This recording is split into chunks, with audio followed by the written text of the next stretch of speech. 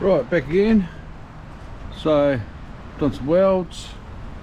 The lights are sitting there. The bracket is through there.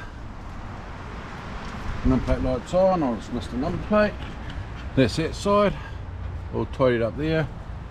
Yeah, this here's a bit yucky. And that's how that's holding on there. So the lights can be taken off and changed if need be. That's pretty good.